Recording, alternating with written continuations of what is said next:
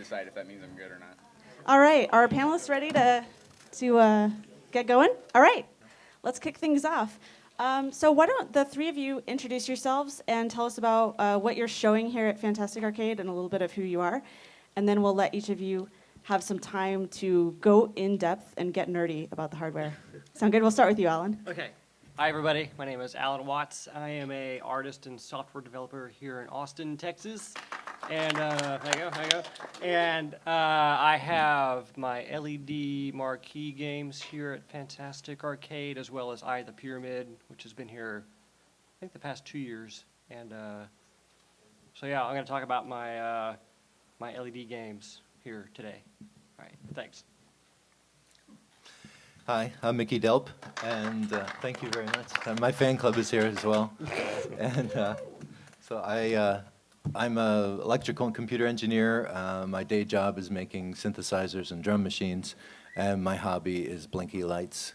And I built the LED Matrix game platform in Arcade, and I'll be talking about how I built that and programmed it and all that other stuff.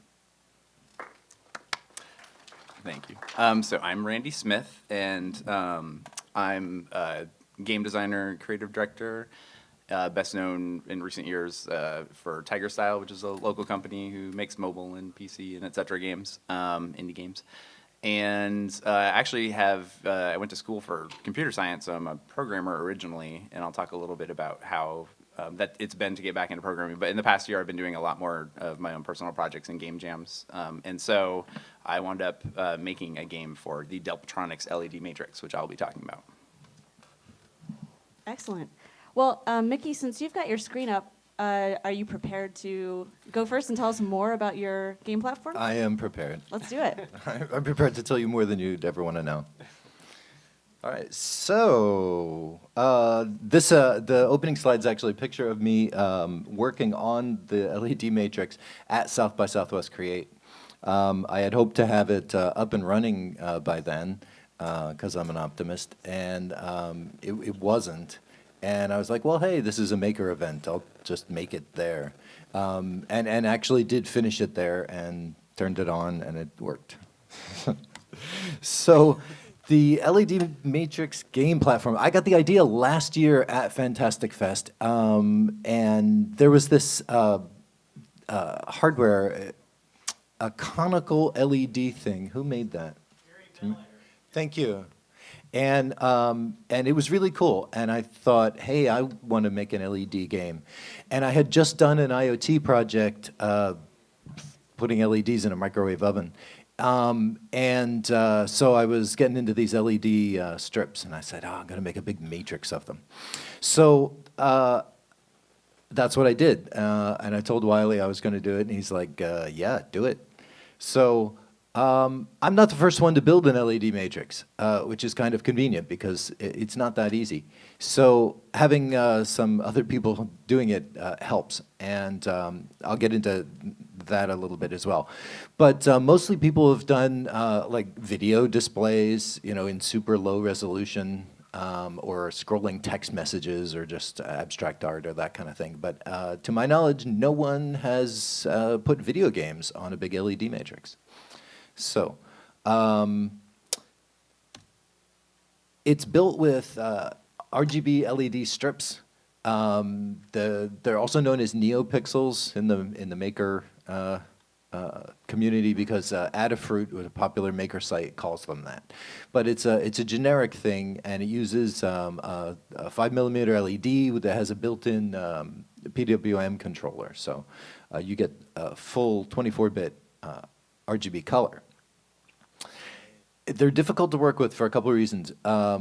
Physically, they're difficult to work with, first of all, because it's a thin, flexible circuit board. But the biggest thing is the high power consumption. And the one-wire serial protocol that you have to talk to them with requires very precise timing. So that determines, you're building an LED matrix, what are you going to use? So the power supply, first of all, has to be pretty massive. You can use multiple power supplies. I chose to use a single 100-amp power supply. The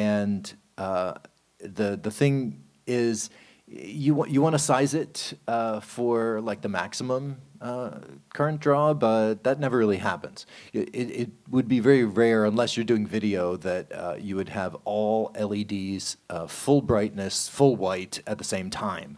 If you did, it would be 97 amps, but that literally never happens. In fact, the LEDs are so bright that people complain if too much of the screen is at that high brightness level. And there are actually a couple of games that, actually, unbeknownst to the programmer, Kevin, I run at half brightness. So it never really draws that much power, but you know, you have to plan for it. The worst thing is soldering heavy 22 gauge wire to the little points on these thin, flexible circuit boards. I have ideas about how to fix that. I'm going to talk later. So the computer being used in the Matrix, the games run in the Matrix. The micro, Wow. and just being able to say phrases like that is the best part of this project. Yeah, we'd compile my code and send it to the Matrix. Yeah. Awesome. Yeah, just upload into the Matrix. I'm using a Teensy microcontroller, and there's almost no other choice. You'd be insane to do this project without it. And the reason is, yeah, it's a decent microcontroller. It's like the best Arduino compatible microcontroller out there. They just came out with a new version that's like more than twice as fast, has a floating point unit, it's insane. And it's $5 more. So yeah, this is the thing to use, but the real reason why the Teensy is the thing to use, not just because it's a good microcontroller and powerful, but I hit your... What would you like? I want to get back. I'm all right. I get it. You feel good? Nope. No? It's not going. What would you like? This thing? I want my screen back. Oh, there I am. Hi. Don't lean on the touchpad. So the real reason to use the Teensy is this Octo WS2811. The WS2811 is the name of the controller chip in those LEDs. The guy who invented the Teensy, designed the Teensy, he came up with this library that has 8 simultaneous outputs. So you'd think, well, hey, just strap a Raspberry Pi or an Edison or something on there. No, not going to work. Because the one-wire protocol is so precise in the timing, you can't use a microcontroller that's running an RTOS, a real-time operating system. You can't allow that communication to get interrupted.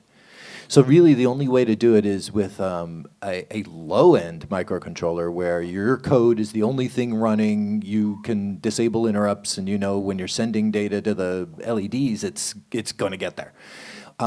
Or through DMA, direct memory access. So this library uses the PWM peripherals. Sorry if there's words that don't make any sense. If you want. You can ask during the Q&A. I can't define all the terms, or it'd take too long. So basically, these really fast signals are generated through the on-chip PWM peripheral using direct memory access. So there's a chunk of the chip that's sending out the serial, and it's reading the memory directly, and it frees up your CPU to do whatever you want.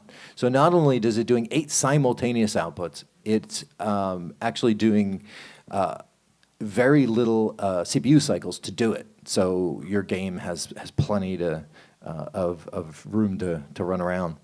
And for 2,000 LEDs, my matrix has 1920. The refresh rate is 120 frames per second. You can do VR in it. You totally could do VR in it. So there's also a handy circuit board, which I used, that's sold by the same people that make the Teensy. And it's got a couple of the little parts that you need. It has a header for the Teensy, actually. This is what it looks like with the Teensy attached to it.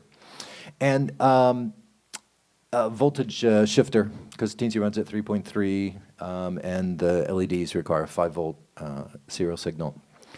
And it it has RJ45 jacks, because to make the communication really steady, you want to make sure that you have like matched impedance, and Cat6 cable, Ethernet cable is got guaranteed to be 100 ohm impedance. So you plug into that, and then you run those little wires to the controls on each of the strips of LEDs, and it works great. So it also has sound. I'm using a favorite chip of mine that's this awesome little MIDI synth chip. It makes all the sounds. You send it MIDI with just serial, and basically you can connect it right to the microcontroller's serial output, and it makes all the MIDI sounds. So all the games that run on it, all the sound effects are actually like musical instruments. So some of the games have music. Or little tunes, ta-da, and wah, wah, wah, for losing and stuff like that. But things like the sound of the paddle hitting the ball and fake out is a rim shot sound effect, and it's like that. And that's done with a custom circuit board that I made. And then controller. So I had a lot of choices with the controller. I could have gone with joysticks. I could have made an adapter. I could have used classic joysticks. There's a million things I could have done, but I never really had any doubt that I just wanted big old lighted arcade buttons. So I built this thing. And the controller itself has some hardware in it too. It's got a PIC microcontroller, a very tiny, cheap microcontroller to pull the buttons and send serial communications. And I'm using an RS-422 protocol, which is really old protocol, but it's really stable, and it's intended for transmission over long distances. And I wanted to be able to have the controller at really long distances. It could actually be 50 meters from the panel and still work just fine, because all the extra hardware on both the controller side and the panel side might be overkill. To be honest, but I thought, it was a cool bit of the project. Actually, I think probably a better protocol to use if you were to build your own would just be to use MIDI. And MIDI cables can be up to 30 feet, which is pretty reasonable. And you don't need a lot of extra hardware. The outgoing hardware is nothing. It comes right out of the microcontroller, and then on the input, it's very simple and well documented. And then you could use any MIDI controller, which would be kind of cool as well. So, so the whole point of this thing was you just didn't want to blink lights. I wanted to write a game engine, and so the basic elements of the game engine are the interface to the controller, the sound, and some graphic stuff. So I wrote the OctoWS library basically has one function, a set pixel. The memory image for the pixels that get streamed through the serial to the LEDs is really Byzantine. And it's not like a classic memory map that a game dev would expect to see.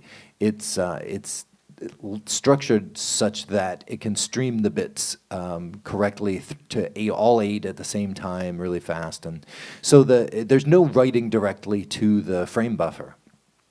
You have to kind of go through a function that calculates and does a lot of bit manipulation and stuff like that. So I just wrote on top of that set pixel, and I wrote line, draw, rectangle, ellipse, a couple of primitives. But the really cool thing, the thing that makes it easy to make a game is the sprite library. So I wrote a basic sprite library where you have a graphic, you have transparency, and there are paletted images. So if you look at the Super Dodgeball game, that's the one I wrote. It illustrates all of the different things you can do. It uses palette swapping, and it uses the sprites in animations, and does all kinds of stuff to show off but it wasn't written to show it off. It was written while I was developing the game engine. I also wrote collision detection. There's a couple different ways to do that, and all of the developers actually using different methods. I don't think anyone but Super Dodgeball uses my collision detection. In fact, in another game that I programmed, I used yet another method of collision. But it's pretty cool, and also wrote a utility that converts image files, pings, GIFs, whatever, into the raw data arrays that get compiled into the program for the sprites. And having that sprite library just to, say I want to stick this here and that there, it really just makes writing a game, really simple. So I wanted to get other people to write games, which I managed to accomplish. And in order to do that, I had to write an emulator for it. And people had to be able to write games on their computer at home or during work hours, I think, Kevin. But without the actual hardware. So I wrote the emulator in processing. And we're going to run that. I think Randy's going to run the processing version of his game for you. And the choice of processing seemed natural. I mean, it's going to Arduino, and that was based on processing. Well, that turned out to be totally spurious. I mean, they're different languages. Processing is Java, and Arduino is C++. But processing is cross-platform. You just download it, and you're done. There's nothing to it. It's got built-in graphics, so it was easy for me to do the emulation of the display. Also, it was easy to write the conversion stuff to take an image file and parse it out, because it has all that image processing stuff built in. Because that's what it was initially designed for, processing, and used mostly by people doing video display stuff. So all of that stuff was built in, MIDI support's built in. So it was really a logical idea. And I thought, well, it's Java and C++. The translation is really easy, theoretically. There were problems. Some went easy and some didn't. And Randy's going to talk to you all about that.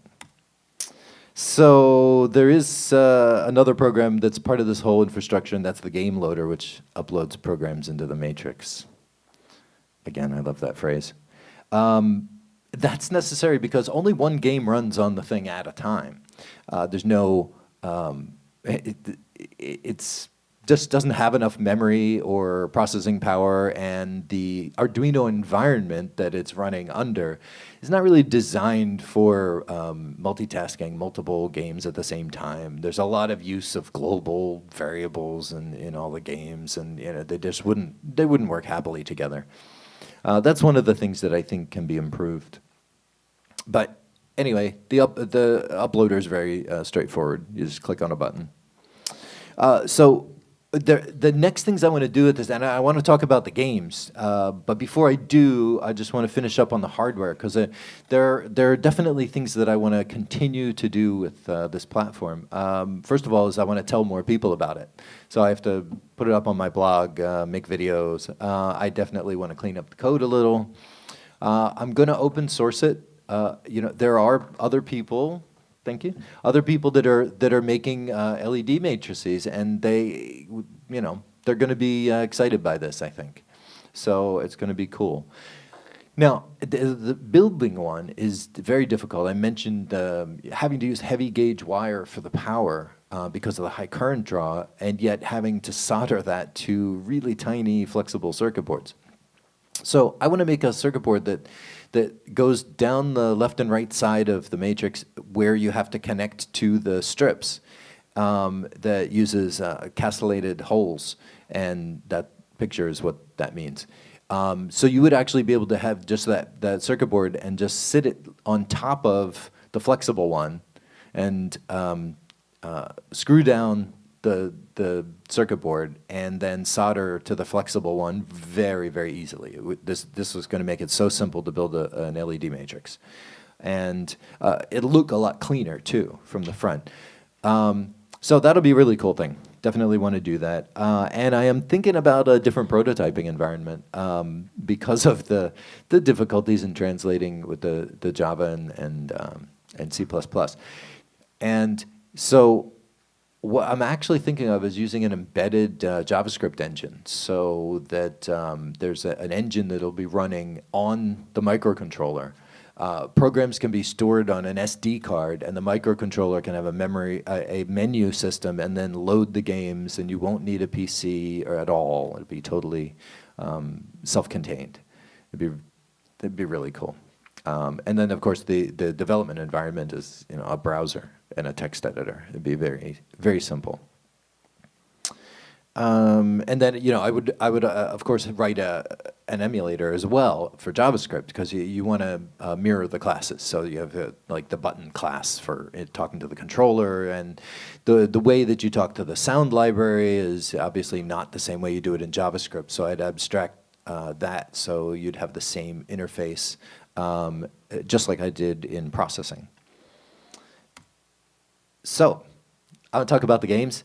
I recruited friends and met some new friends at JUEGOS Rancheros. I took the panel there a couple months after I had planned to, because things take longer than you plan. But I was able to actually scoop up a couple more developers, and I couldn't be happier. The developers on this have just overwhelmed me. To take something that's so basic, you've got 16 buttons and a 60 by 32 display, and people just rose to the challenge of designing games for it, and every one of them looks totally different, and they're all brilliant, and it's amazing. And most of the developers are here.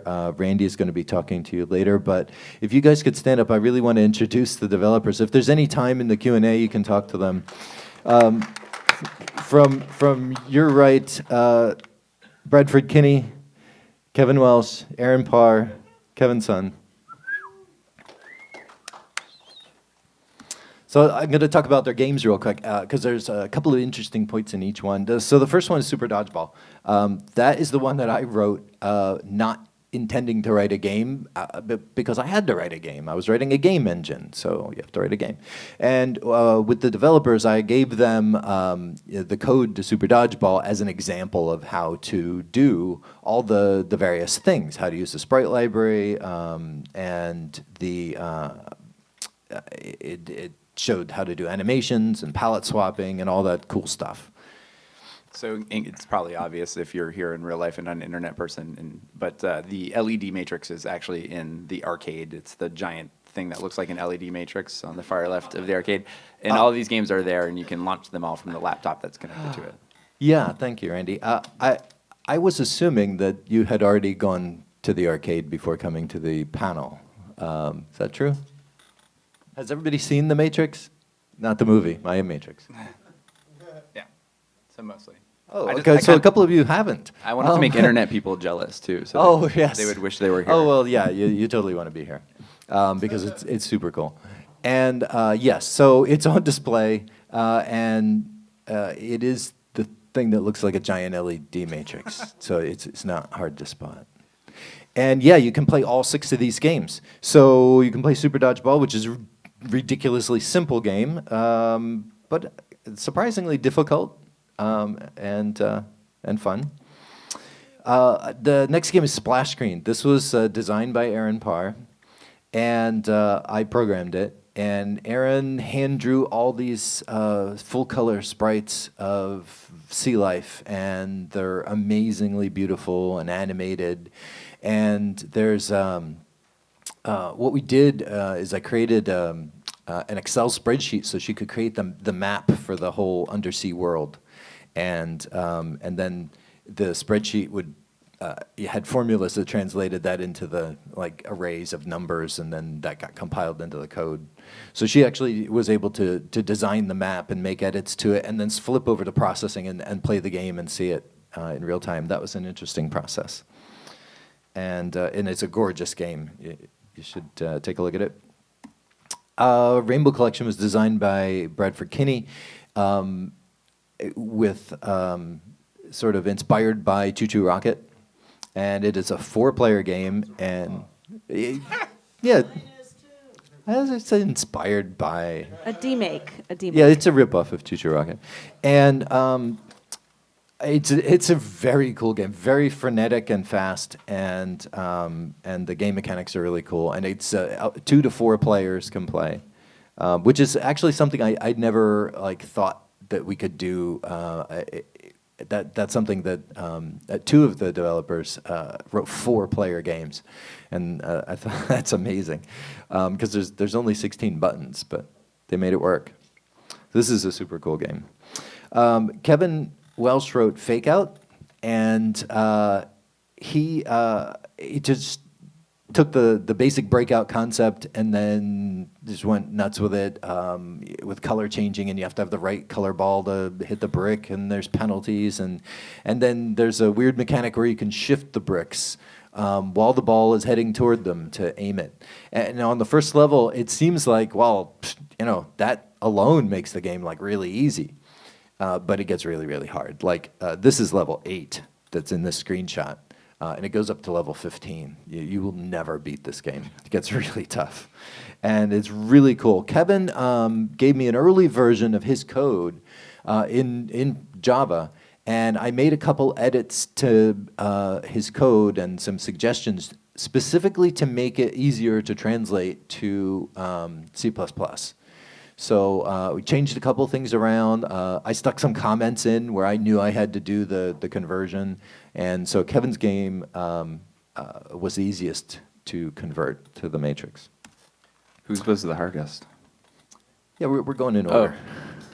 We're going in order from easy to Randy. So Kevin Son made an amazing game. It's so cool. Also a ripoff. I believe it's based on Rogue. Inspired by, right? We were using the inspired by. And it's so cool. It's these big maps, and you can scroll through the rooms, and the movement mechanic, I think, is really cool the way he did it. And then you fight Dracula, and it's very challenging, fun game. But the aesthetic is brilliant. It's designed using ASCII characters. So you're an @, and the spiders are asterisks, and Dracula is the letter D, and so it uses all ASCII characters sort of as an homage or throwback to early text-based computer games, and it's just amazingly creative and fun game. The last game is Knight Brite, and that's the one written by Randy. He's going to talk to you a lot about that. And but I will say that was the most difficult to translate. So Kevin's game, I didn't mention the translation effort. Kevin's was not too difficult. Again, I got an early version. I asked Kevin to make a couple of changes, and which he did, and the translation was very easy. When I got his final code, it was maybe half an hour to fix a couple things here and there and get it running just fine. Randy's game took days and days. I mean, Literally. like 12-hour days and days. And I had to buy software to translate some of the Java to C++. And yeah. Yeah, it was an adventure, a bigger adventure than his game, which, by the way, is amazing. The game is beautiful. If it were a lesser game, I just would have bailed on it. I'd be like, we're not going to get this into Fantastic Arcade. But it's such a cool game that I had to get it in there, and so I'll let Randy talk more about the process. But from my perspective, it was painful. It was very difficult. And that's it for my talk. And so at this point, I'm going to hand it over to Randy, and he can talk to you more about his development process and the conversion process. Yeah, this is kind of a sneak preview, as I don't understand about half of what Mickey just said, so that'll give you an indication. I'm like, what's an Arduino? I'm actually going to make you guys, all the hardware nerds, who doesn't know? Actually, I do know what an Arduino is, but only because I went to Nerd Night. Yeah. That's where I learned it. I'm going to make you guys play. Are you guys cool with that? Yeah. You two. Because, Yes. we should have something on the screen going on, right? So if Alan can use the WASD and you can use the arrows and just try to lean in and flail your way through it. Well, This is the emulator, which is Yeah, the this is- processing emulator. right.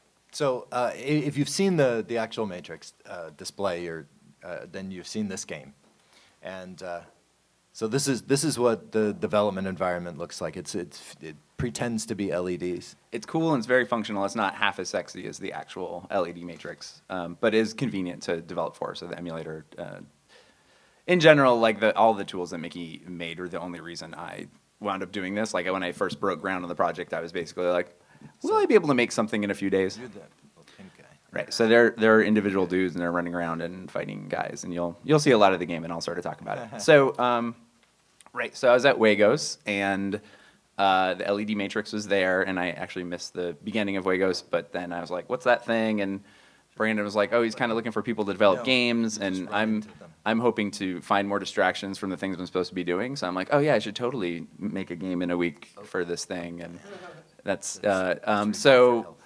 You know, I went and talked to Mickey, and he kind of gave me the rundown about how the thing works and how, with the emulator and programming in Java. And I'm like, I don't know any Java, but I do know C Sharp, which they're super close, so it wound up being easy, blah, blah, blah. And, you know, I kind of walked away from it going, like, I wonder what I would build if I was going to build a game for this hardware. The key points at the time that I was really focused on were obviously it's 60 by 32 pixels, which are not pixels. Importantly, they are individual LED lights, so they're circular, not square. They don't directly adjoin each other. There's like black space in between each pixel. So there's like, it's not quite pixels. It's a little bit different. Very low resolution, but as Mickey was quick to point out, like, but really good color depth, right? We're not talking about an Atari here. This thing can do whatever 256 cubed amount of colors is per these pixels. 16 million. 16 million and change. So, you know, that's kind of what I was thinking. Oh, and of course the hardware, right? It's, you know, the 4x4 buttons that you saw. And so my original thought was like, I will be a smart person. And what I will do is, you know, my original thought was something that was kind of like a screensaver. It'd be like really colorful and lots of swirling colors. And the characters that you're, you know, the avatars you were playing would just be one dot on that. So therefore, you wouldn't be taking up very much of the screen real estate, and I'd have a lot more world real estate to do different things. And the way you would know which dot you were would be like some perturbation in the pattern of the screensaver-y thing. And so there'd be like one set of controls that like moves you around. Oh, there's gonna be a lot more. Everyone died. Yeah. So it's, by the way, it's like 4-player co-op or competitive drop-in. It's meant for the arcade environment. You guys gotta keep going. We're not going anywhere till you defeat Shycron. Could you run through? Not gonna happen. Scroll through the instructions so people know. Yeah.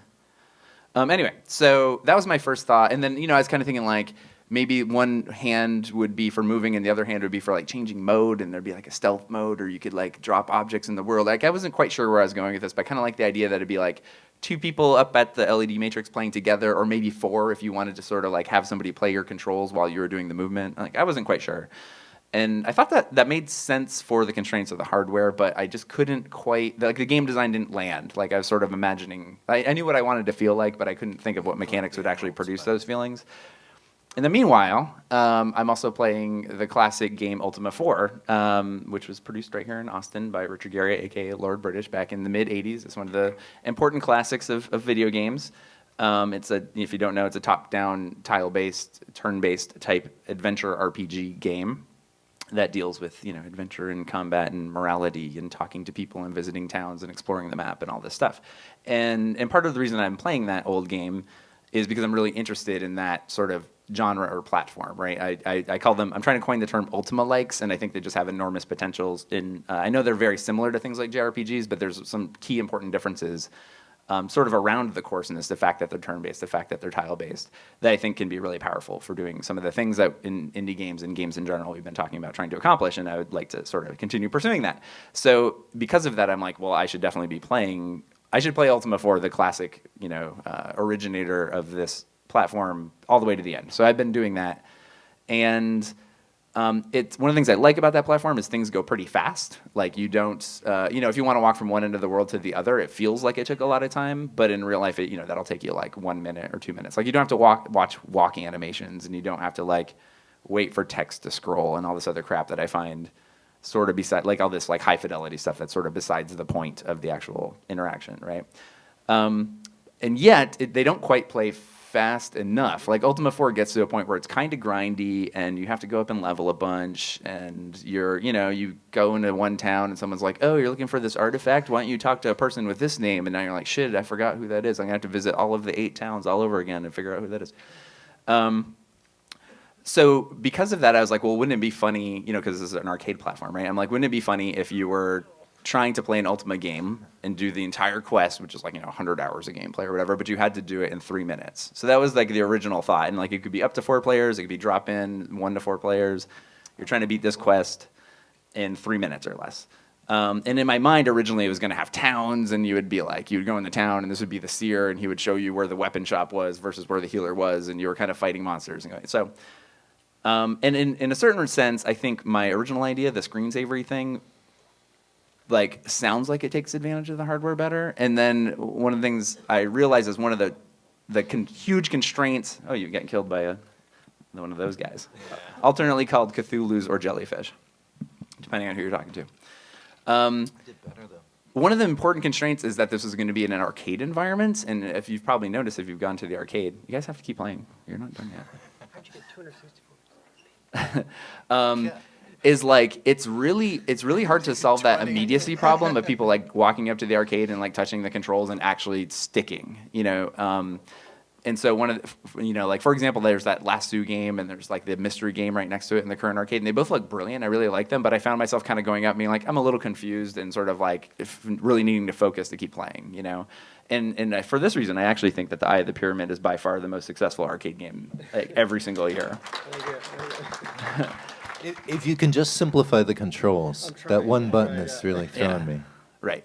So that, and that's kind of the point, right? So on one hand, this like oblique screensaver thing worked better with hardware. On the other hand, I think it would have dismally failed in the arcade environment where people are like, no fucking clue what's going on. Like your character is camouflage or whatever. So I think in a certain sense, this actually helped, like this game works to the arcade environment a little better because it's a little bit more like you have an avatar, it's immediate, you're fighting monsters kind of a thing.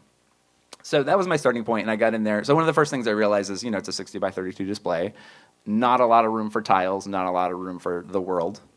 So I wound up with a 5 by 5 tile size, so it's 5 pixels by 5 pixels, and so I had to start making things that are represented by that. So I kind of had taken the original constraints and sort of crafted them down to a world space size problem. Like my world is now 12 by 6. And a readability problem where it's like a 5 by 5 tile has to sort of represent something concrete against all of the rest of the things that are on the screen. And you got to be able to tell that you're bumping into a wall, or you can't get through the mountains, or you're fighting a monster. And so from my original idea that involved towns and stuff, I wound up with just monsters and treasures. And going up in level and buying weapons and not dying, you have to go to the healer and stuff. And, a small variety of monsters. And then there's this whole end game sequence, which maybe I'll actually get us to that. No. You're not going to get us to that. No. It only takes 3 minutes. No, I've never actually gotten Rachel? to the end. Oh, someone's laptop went to sleep, and it's awake now. Rusty, do you want to come down here and beat this? Rusty. They're feeling shy, so. Are there cheat codes? Hell no, there's no cheat codes. No, there's no cheat code. Welcome to the stage, Rusty Moore, who can beat any video game the first time he plays it. All right. Go ahead. Okay, I'm at 9 minutes. I'm doing okay. Thank you, Rusty. Sure. Okay. So I'd sort of crafted those original constraints down to those other 2 constraints. And so some of the key things that I found, so this is kind of a good process for me because in some ways, in interactive ways, I like to be a minimalist and keep things very simple but very powerful. Visually and sort of in world design, I tend to be a maximalist where, if you ever played like Spider or Waking Mars, there's just like these incredibly rich worlds that you're only seeing the tip of the iceberg for. And so I had to really force myself to get everything to read and really push the contrast between things that were important and things that weren't. And so some key things that I really liked include the fact that I went with emeralds for the loot type, so therefore they're green. So that's the only thing that's that kind of green, and it pops pretty well, and it's diamond shaped, and nothing else is diamond shaped. And that the monsters are all this red thing, so they kind of have a demonic vibe to them, and nothing else is red in quite that same way. And also the palette cycling, which is where, the nice thing about being fed is really low-level code is that you get to just go touch. So like the way the palette cycling works is it's actually just like going into the sprite data and changing its palette directly. So that's kind of fun to poke memory at that low level. And that really, the cycling thing is like really key to helping things pop out. Like the key things pop out because of that. So these, I mean, these are kind of obvious lessons, but they were new to me and they were fun to come up with during the process.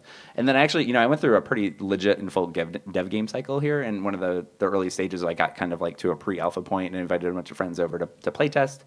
And it turned out like the key problem was, you know, because death comes pretty quickly and that makes you fail. So the key problem was like knowing how close to death you were. So health feedback is important. And again, you know, like there's no room for stats on the screen. There's no room for you to stop and display numbers. So it all has to be a visual read with just your 5x5 pixels. So there's this whole system of, you know, first of all, like your health, your color changes as you get weaker, and then you actually start flashing. So I did one of the palette cycle tricks. And a lot of the visual language, like when the hit sparks when you hit guys, communicates how close to dead you are. And that went through revisions based on the feedback I was getting and stuff until I finally got to a pretty playable point. So that's Rusty now is rich enough to go purchase a weapon, and now he has weapon level 2, the best weapon, which is going to help him murder dudes and get more experience points. Anyway, so that was cool. I think that's most of what I wanted to say about the game. So I can talk about it real quick. It's probably pretty obvious, but basically, what I like about it. Oh yeah, no, there was another thing. So one of the things that happens in these old tile-based games is they're pretty clunky. They're pretty ponderous, and like I know I said it's really easy to run across the world, and it kind of is. But at the same time, you know, if you ever play especially the later Ultima games, like Ultima 7, it's just like it takes forever to watch. You know, your guy like and you have to do these conversation menus, and it's like. And I think part of it is because the processors were really slow relative. Oh, he's going into the end game. Oh, you're in great shape for the end game. Highest level, best weapon. That's Shikron, the evil time demon, because everything's sped up. That's the problem Rusty's trying to solve. He has a weak spot. Shh, quiet. Oh, spoilers. It's just a huge spoiler. That's fine. And one of the things I quickly found out was like the hardware that we're using isn't if in fact there's actually a thing at the beginning of my code that death. Good try though, man. It like throws out most of the frames because the game is like running so fast. Like the emulator is like a third as fast as the actual hardware, and so to keep the game playable, I had to like slow it down or whatever. So the interesting thing is rather than being like these ponderous tile-based games, it's like blisteringly fast tile-based games. And so I kind of like to think of the game as sort of like somewhere between a cross between like Towerfall and Desktop Dungeons, where it's like speed desktop dungeons but super simple that you're playing with like 3 other people potentially. And so kind of it's like you're trying to go through the entire, player power curve victory cycle of a massive like Ultima style RPG in 3 minutes, and that's kind of the concept. And it's pretty fun. You should check it out if you get a chance. So, okay, so that was your introduction to the game. Now we're going to talk a little bit more about the process. Would you like a water? Thank you. Okay. This is your code. So let's start by looking at some Mickey code. I don't want anyone to see my desktop. So, like as I mentioned, the starting point was a library that emulated the LED library on the Arduino, and then some functions that wrap sound, because of course sound's handled differently on the hardware versus processing, but I gave it a unified set of functions that you could use on either one, and then all the sprite library. And so he gave us Super Dodgeball here as the example, like, oh, this does all the things, so look at this code and you'll figure out how things work. Can we control plus that to get the text larger? Oh, no, possibly? man. Is that a feature of wish. processing? No, you have to edit a text file to change the font size, and the file is really hard to find. Alt Command 8? Really? Try it. Oh, that's just the zoom, yeah. Whatever happened to maximizing Windows? Why are we so uncomfortable with that in these modern worlds? How's that feel? It feels yeah. good. All right. Okay, so is this your main loop right here? Yeah. So here's Mickey's main loop, right? And noteworthy is that it looks a little bit like C++. Yeah, run Super Dodgeball for half a second just so they can see it. Wait, where is that? Oh, it's over here. All right, so this is the basic game. It's not looking. Try at was. these. Really? Yeah, no. who You made hit, this? You hit a Oh, color there. one to start. And then. So there's a ball and there's a guy, and that's it. That's the whole story. Don't get hit by the ball. It's dodgeball. What can't get more complicated. It does a great job passing the arcade environment test, by the way. It totally does. You walk up, you play, it's You fun. get it, yeah. You know. So it does demo things like animation, that spinning ball, which is it looks pretty good on the screen here, but in the on the Matrix, it's this amazing effect. The ball's only 8 pixels, and because it's got full color depth, you can really make it spin in cool ways, and then you can change the color of the ball as well. And that was to illustrate the palette cycling and so forth. But I think the point that we were making. Right. So like You can stop it. if you want. no, let's leave it running. It's awesome. Okay. So Mickey's code is very to my mind. So I haven't done programming for like 20 years. Like I graduated the college degree and quickly started doing design, and I was like never looked back. Right. So I'm like, yeah, this kind of looks like C++, and I don't understand what any of these variable names are supposed to represent, and it'd take me a long time to figure out what this code's doing. So I'm just gonna make my own code, which because I'm making a different game, no big deal.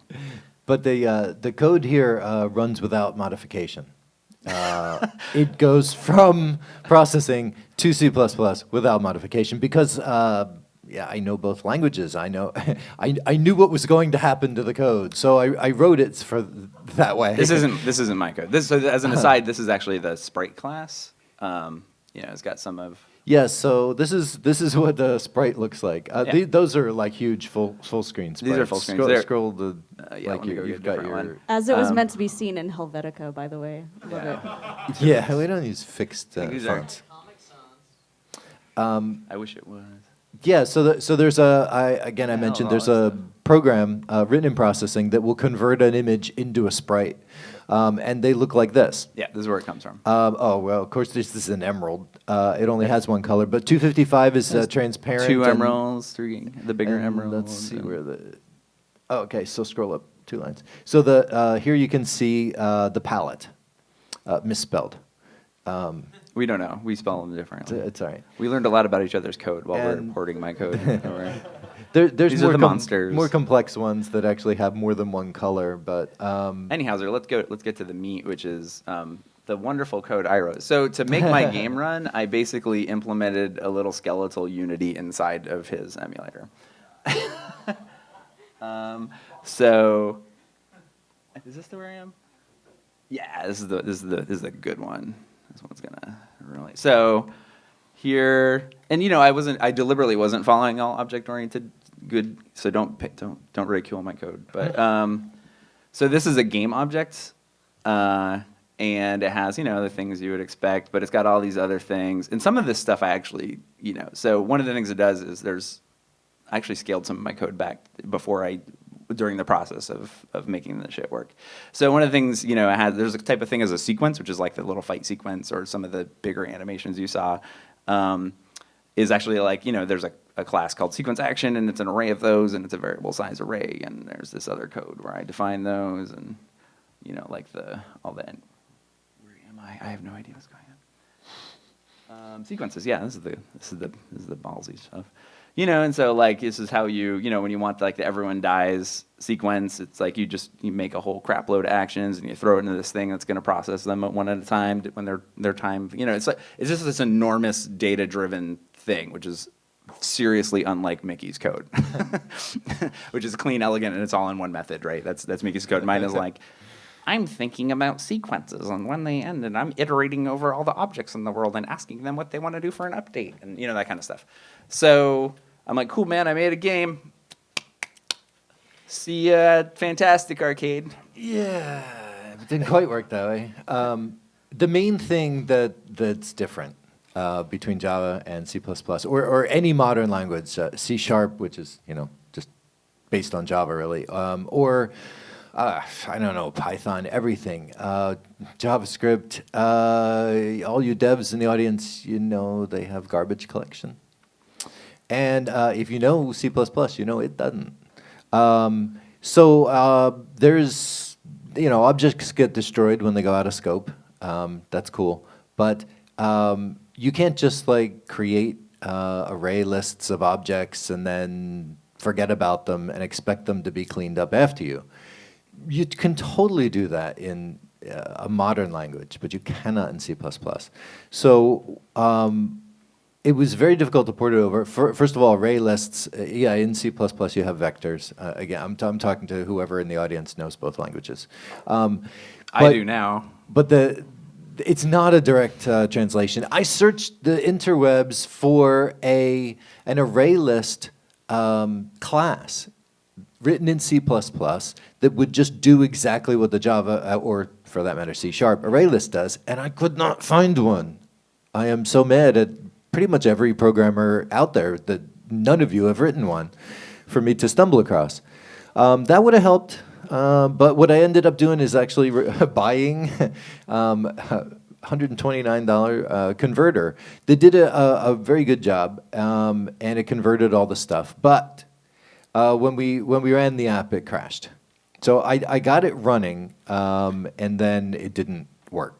And so I thought, I bet there's memory issues, and I added some memory monitoring, and you could just watch it go up and up and up and up, and then die.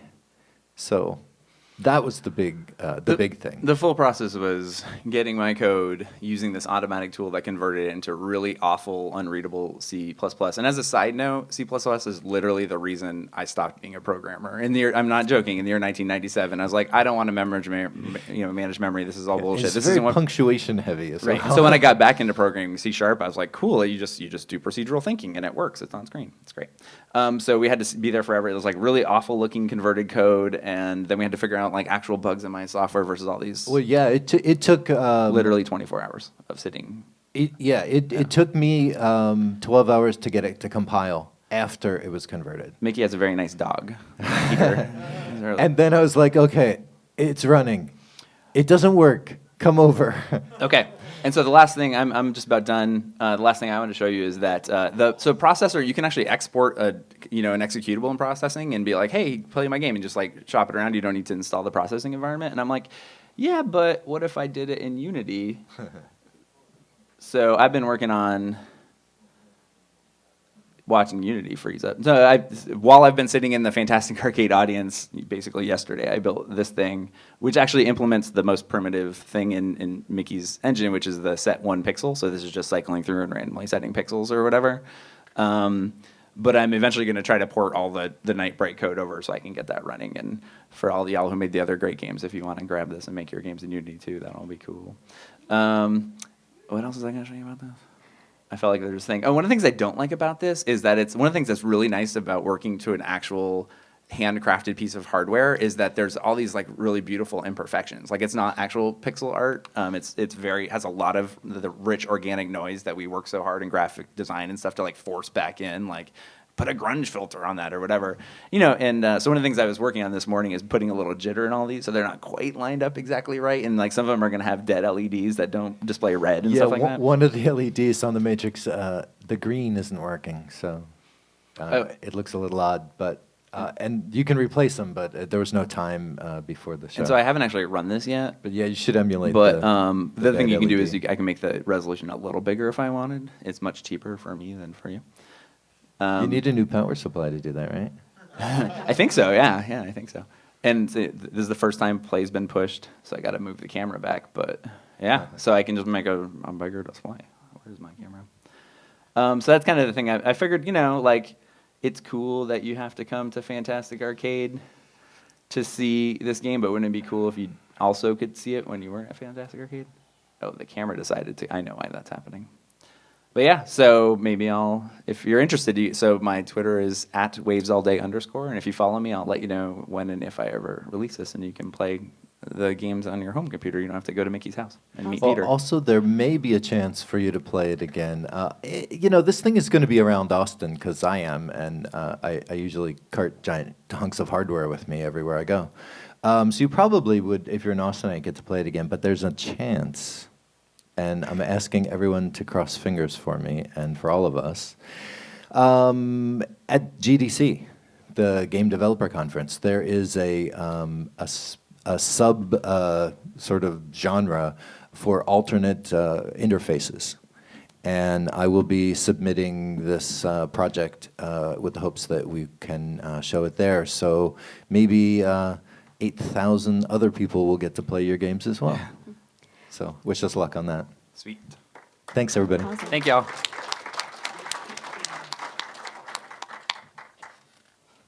All right. Alan? Thank you, Mickey.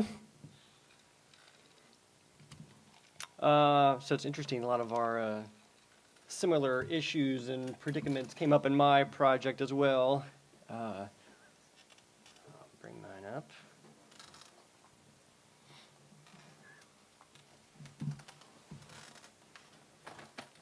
Let's see. Yeah, I think the projector has to reset. Takes a doesn't it? second, But, yeah. Oh, while that's doing that, I did one last thing I wanted to mention.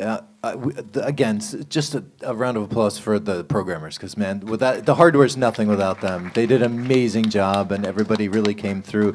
There was only one person who promised to write a game for it that kind of flaked out. And what? Do you remember what her name is? Moderator. Alan, take it away. All right. All right, so my name is Alan Watts. I am a developer here in Austin. And a lot of I'm an artist, and a lot of my work in the non-software world is kind of around kind of reusing materials and repurposing salvaged materials and lumber and stuff. And I always find it interesting that in technology, our approach to old things is that there's no value. The purpose is gone once something is a few years old, whereas in materials and a lot of other fields, these things are valued, like longleaf pine lumber and these big beams that you can build things out of. So when I got into Arduino development maybe 3 or 4 years ago, I wanted to see if I could bring that same mentality to the technology, back to the technology world where, we could find value in things that would otherwise be approached as disposable. We kind of become, the value in technology is kind of a little fabricated in the process, and there's really, they're made to be disposable. So some of my work that you might have seen, the Pyramid, which has been a fantastic fest for a couple of years.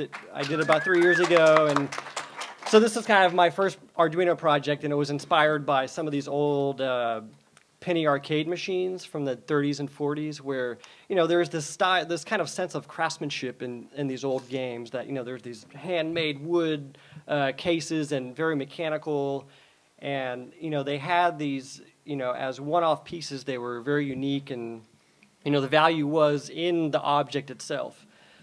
So this was an interesting game from the 30s that was this mechanical, had these 2 knobs on it, and you would control both figures, and one would kick the ball and would go into this like pachinko style nail, kind of reflection, kind of gravity thing, and then you try to catch it with the other player. And some of the other kind of inspirations were these old games that were like the press your luck or test your strength, squeeze things, and these 3 wise owls where they're totally random. You put a penny in and it just lights up some random lights, and then like, oh, you're gonna be a fisherman, and so it was totally absurd games. And the fact that these were kind of like the early arcade machines before there really were electronics. They were just these mechanical machines.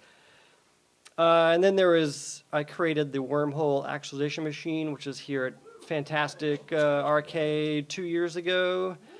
So this was my second Arduino project. It's a mega and it's got an infinity mirror, and it was kind of wanted to just make something weird with a bunch of buttons. And so this was inspired by old NASA mission control computers. So I went through a lot of pictures of the NASA archives of, these kind of interesting panels that were, these are different random buttons and just weird sayings on the buttons that did different things that, it's like, what are these things? And some of it was kind of inspired by the Sensorama machine on the right here. That was one of the first kind of immersive interactive experiences where I think from the mid-'60s.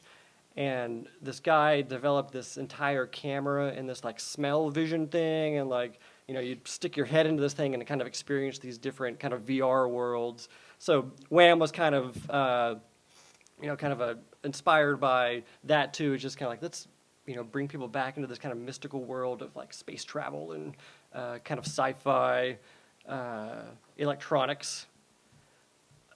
And this was a Talkaphone 2000 that I made for a gift for my parents that was salvaged from an old intercom system from the 1940s. So I gutted it and turned it into a caller ID system that would announce who's calling my parents' house. That's great. And then so when I saw this, Mickey asked if everybody had been to the arcade. So I've got 2 of these in the arcade now. But so I saw this, I was up in Washington State at Goodwill, and I saw one of these signs, and it's, those old LED marquee signs, the ticker tape signs, and it was on the shelf in the electronics aisle, and I was like, oh, this is weird, I like LEDs and blinky lights, so, it was $12.99, so I was like, oh, this sounds cool, I'll figure something out to do with it. So I bought it, brought it home, and it kind of sat in my house for a few months, and at one point I Googled, like, surely somebody is doing something with these signs now, because these were very ubiquitous. On eBay, I see them I buy them on eBay every time they come up now. Every couple of months, I'll snag 1 or 2. So I figured, it's like, oh, this is cool. This would be a fun project to do something with. And part of my approach to what I do is kind of embracing limitation and the creativity that can kind of spawn from these artificial limitations of the technology or just the tool set itself. And this kind of goes back to some of the projects I worked on in the past. This is a site called Web-A-Sketch that I did in 1995 to teach myself Perl programming.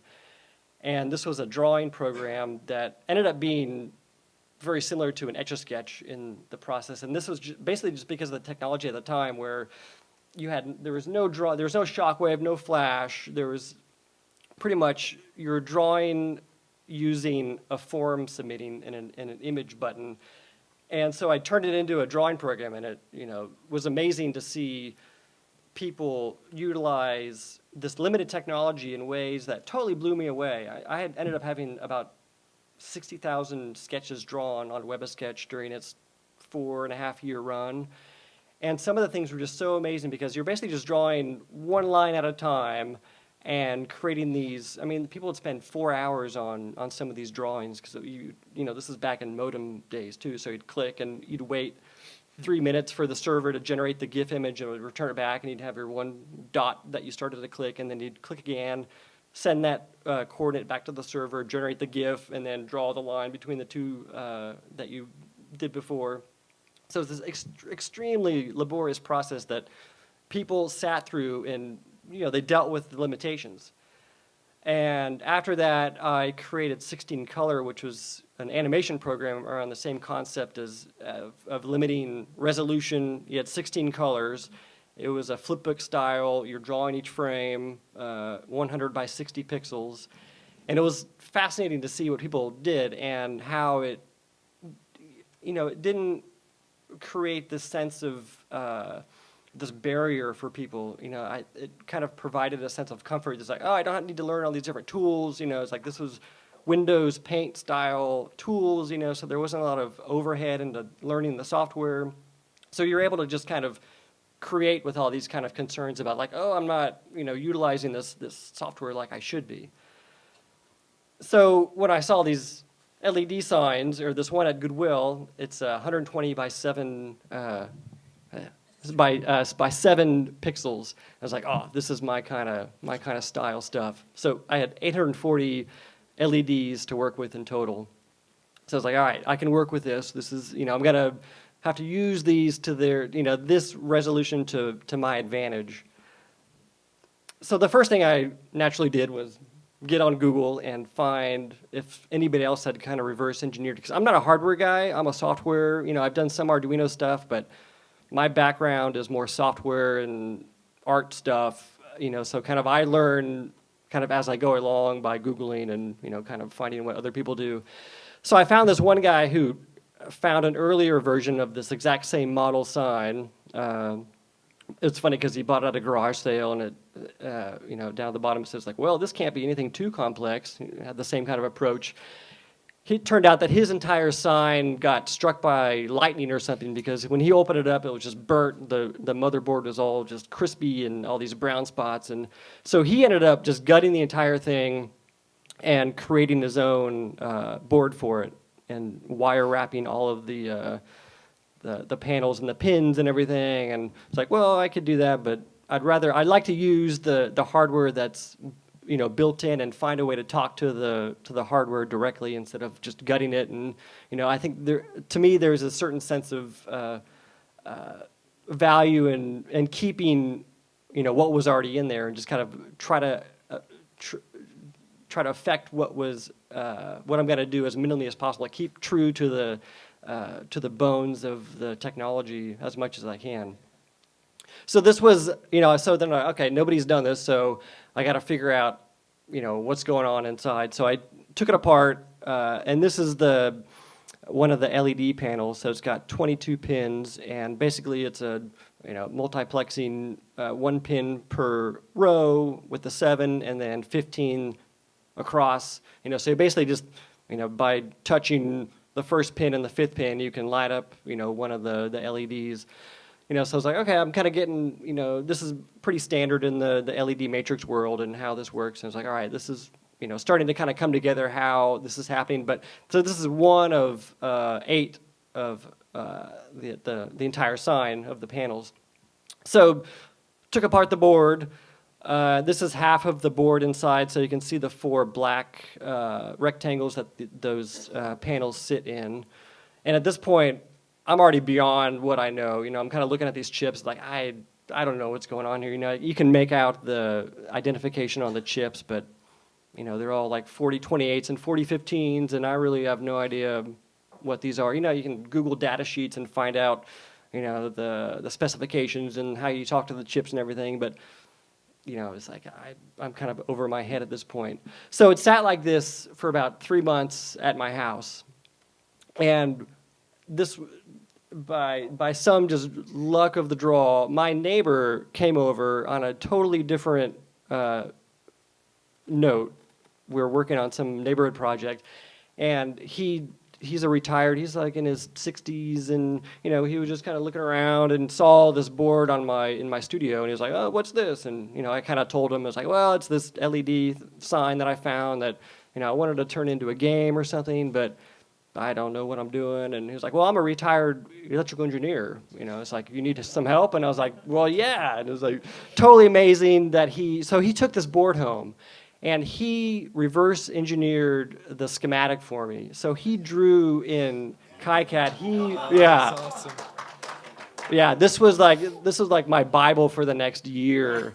So, of course he was a hardware guy. So he printed out. This was the first of the 2. So this is all the LED panels. So he gave this to me. He's like, all right, here you go. It's like, have fun. I'm kind of like, okay, I still don't know what I'm doing. Like, this helps. Yeah, I know what these are, and so it was. He really liked it too because he had been retired and he worked in GPS systems at Tracor, and was a very just kind of like very traditional engineer, and he was kind of excited about this because he kind of saw what I'd been doing with Eye of the Pyramid and the Arduino stuff, and he had never really experienced this kind of resurgence that's happening in this whole world of hardware and everything. And so he was kind of excited to learn about this new stuff that was happening, and kind of see what I was doing and reverse engineering this stuff. So he got really excited about it too. So, it's like, okay, I'll help you, kind of figure out how to, make this thing work and how to talk to the chips and, how you should do it. And so he was definitely my mentor for the next 6 months. And, I was constantly emailing him to come over and help me because I burned transistors out. So he would help me identify which resistor or transistor was out to replace. And so he gave this to me and I was like, okay, I still don't really know what to do. And it's like, well, you need an oscilloscope to figure out how to, what's going on with how their firmware is talking to these signs. Because, you can't just have an LED on in this scenario. He was like, you can only have 30 LEDs on at a time. So after getting a scope, found the good old school Tektronix 465, and got some dip clips, and he was like, he's helping me out, kind of figuring out what signals to probe to kind of see what's going on in the inner workings. Because I eventually found, so when I bought the sign, it had the power supply, but it didn't have the keyboard controller, which is how you type everything in. And I plugged it in at Goodwill, and it made the little chimes like that. It worked, and there's a cursor that came up on the far right side of the LED. So I was like, all right, I think this works, but I really have no idea if it's totally busted or why they got rid of it to begin with. So I found a second sign on eBay that came with the controller. So I was able to figure out, like, okay, now I can actually probe this thing and, enter some characters and, know what to expect and kind of see the results on the oscilloscope and, kind of confirm, how they're talking to the board with their firmware.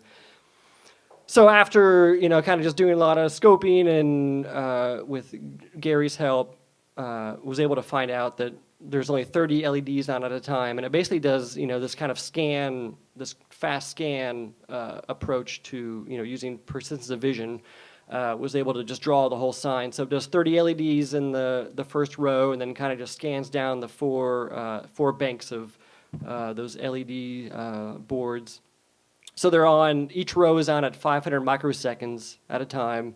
So over the length of the entire 28 refreshes of each row, that comes out to about 70 frames per second that it's just drawing, just back and forth, just kind of doing a scan. 5-volt logic, and it had a 7.5 AC supply.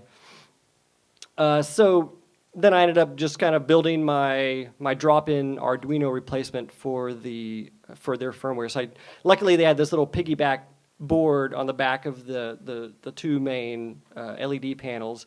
So I was able to just unscrew it, desolder the ribbon cables that they had connected to it, and kind of do this crazy breadboard prototype with the Arduino. So these are one ribbon cable goes to one of those sections with the 4 panels, and then the second ribbon cable goes to the second panel. And they actually mirror the same data lines, and then the only difference between the 2 ribbon cables is a clock to kind of tell it to, like, okay, I'm working on this first panel, and then the clock to the second one, and then the data goes to that panel. So it's just kind of like doing this, fast, kind of scan line, and then switching to the next clock, and then drawing that segment. And interesting, when I was doing some of these testings, I found out, to kind of find out the timing, how long the LEDs are on. Basically in all LEDs, same with your panel too, you can have them on just for even a shorter amount of time, and they're dimmer, than that full brightness. So, I could do, I was like, oh, maybe I can do some, kind of different effects, because in the current sign, you just have full brightness and you have scrolling text. So I kind of wanted to see what I could do with, possibly layering different brightnesses of LEDs to kind of give some depth to the sign. So this is kind of my first test of running the hardware with the sign, and so I was able to get a wave pattern and then do another pass of background layer that's at like 10% pulse duty or cycle duty. So I was able to kind of get a fade effect while you had this kind of other layer that was brighter, but could kind of fake this kind of background effect.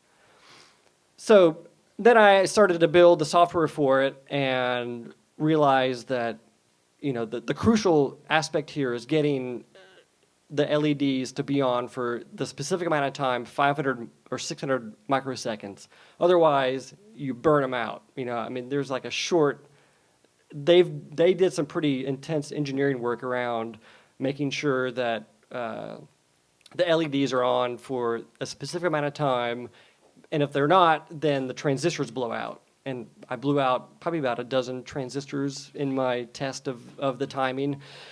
So I have to make sure that, so I've got, in my main program loop, I've got 2 loops that are running. So one is the display loop that's running as fast as possible, and that, so when I turn a row of LEDs on, it blocks everything else, so to make sure that, in 500 microseconds, they're back off, because if they're on any longer, then that's when they start to burn up. So I've got this loop that's running, and it's going through each layer that I have, and then going through each clock, and then each bank, and then each row. So just kind of, it's doing that same, cycle of going down each row and panel and going through. And then on another loop, I've got the animation loop running that's running at 30 frames per second. That's kind of independent of the LED display loop that can display a little lower because can be 30 frames a second of updating, the sprite positions and all the floating point animation effects. And then the animation loop writes to my layer buffers, which are big 120 by 7 arrays of just, I can only have on or off. I don't have the luxury of color. So they're just Boolean, on off for whichever, if it's on or off. And then the display loop, when it requests that row, it looks it up and then displays it. So at first I built my my array, of just basically each element in the array was a light. And unfortunately, I found out that the Arduino treats Booleans as 8 bits. So actually, I'm using, just for my 120 by 7 matrix, that's like 7K of memory eaten up, just on the fact that every character is 8 bits, even though I need 1 bit. So I looked into, using bit shifting to optimize the storage, but the Arduino is way too slow for any kind of bit shifting. I'm using Arduino, the 1284, which is kind of between the Mega and the Pro. So it was a good compromise, but it still wasn't. The Arduino is just kind of slow to begin with. It had more memory, which was nice. So I was able to kind of just, for now, I was like, all right, I'm just going to, use my Boolean matrix and deal with the memory constraints. And, I found the Arduino that had a little more memory to work in. So got it all together, ended up making the Laser Pong game. It just has kind of a prototype. I did this for Maker Faire back in May. This first version for Maker Faire. So it's like, all right, I'm going to keep it easy, not try to push it too much, and stick with the Arduino. I looked at the Teensy, and that was going to be the next version. So I was like, all right, I'll do the Pong version. Got the arcade paddles. Kind of revamped the connections here. Was able to take out their serial connection, and a Atari plug fit perfectly. The little 9-pin connector fit perfect in their plug. So kind of did some hardware hacking to kind of make it a little more just game friendly. So this was the result, was the Laser Pong of the first Arduino installation of the LED matrix. So, you can see in the background, I have another one that I had. It's like, well, this is going to be another project for another day. And so the past 6 months had been kind of looking, to kind of find out what I want to do with the second sign. So, the Arduino limitations were, the Boolean issue and memory was definitely a major issue with the Arduino. Too slow for bit shifting, which save a lot of memory, and I could do a lot more effects with the bit shifting. And also the Arduino, I could start noticing some flicker once I added more than 3 layers with the sprite updates, because there's so much floating point calculations going on, because I do gravity effects and acceleration, and was doing some Bezier curve, kind of going along a sprite along a curve kind of thing. And I used to write animation software, so I like pushing algorithmic and procedural animation techniques to kind of the limits. I was kind of pushing the Arduino here. So, like Mickey, I found the Teensy. I actually didn't know about the Teensy. I think you told me about the Teensy at Maker Faire. Yeah. So I was like, all right, I gotta look at the Teensy. So, really nice, a lot faster. I did some initial tests with the bit shifting, and turned out it was like way faster. I could do a lot more floating point processing, and have larger layers that I can move around. And the only issue was the logic was 3.3 volts, where my boards were 5 volts, so I had to do hex inverters.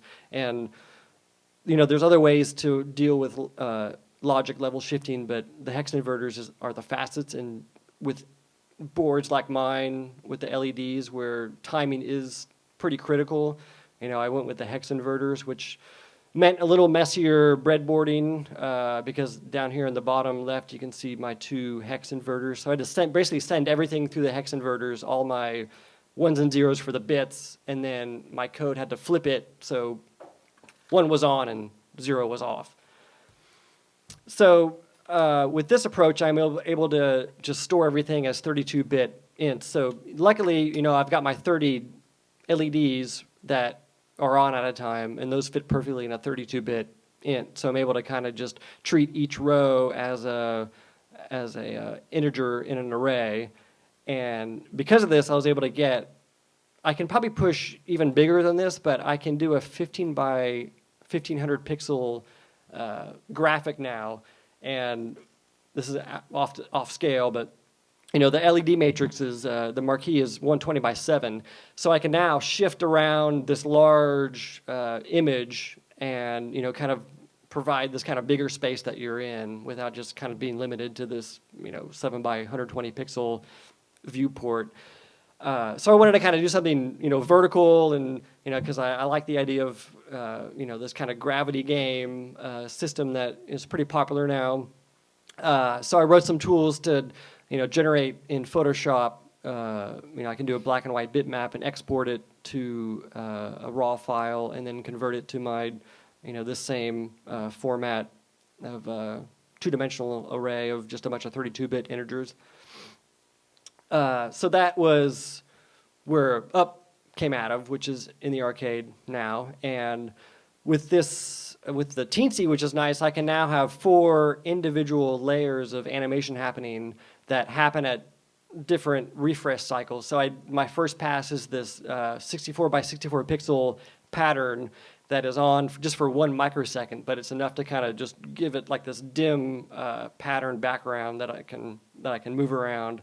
The 120 by 1200 pixel bit shift map, which is like the main background that you can see if you played it. You kind of drop down into this maze kind of environment.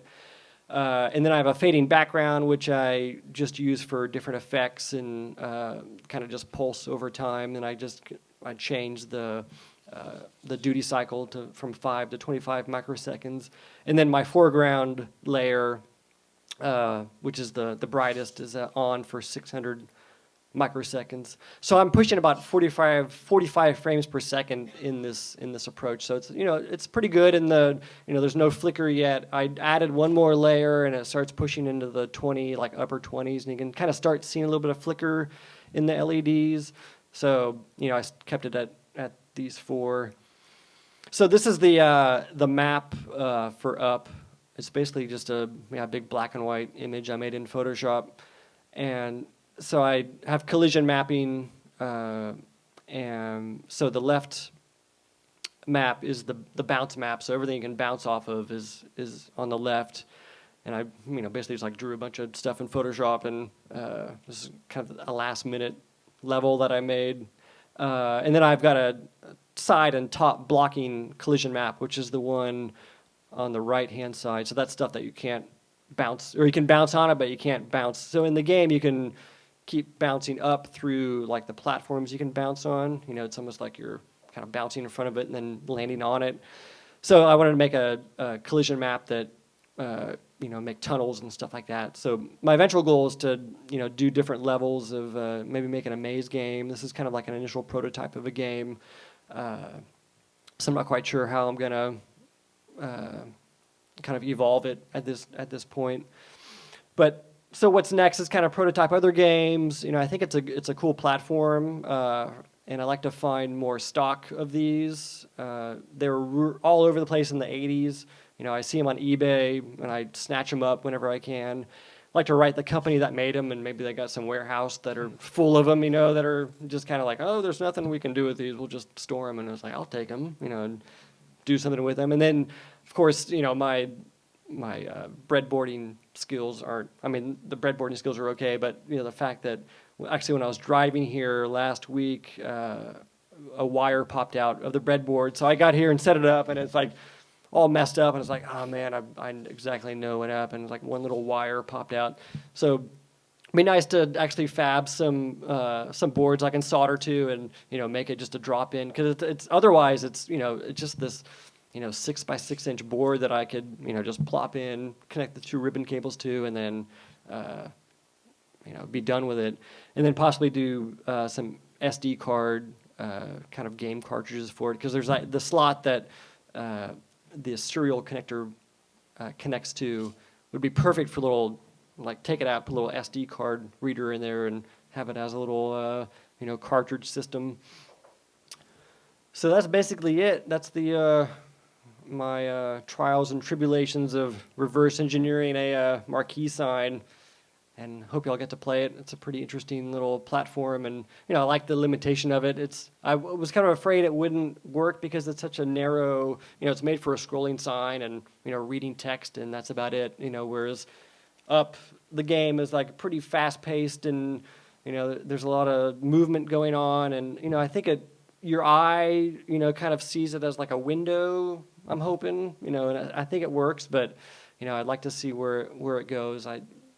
You know, I think like Mickey, it's a fun hobby, and it's like, yeah, you know, I think as a game platform, you know, kind of pushing these new kind of expectations for what a game platform could be, I think is interesting for both of us, and, you know, I really appreciate just being able to, you know, kind of explore kind of what other options are out there, and just the fact that we kind of, I think we ran into you know, some of the same issues of, you know, in our development process, and so it's fun to see how we're both kind of dealing with the limitations, and, you know, kind of making fun stuff from things you wouldn't expect that were possible. So, yeah, thanks for coming. Let's give a hand to all our panelists. Awesome.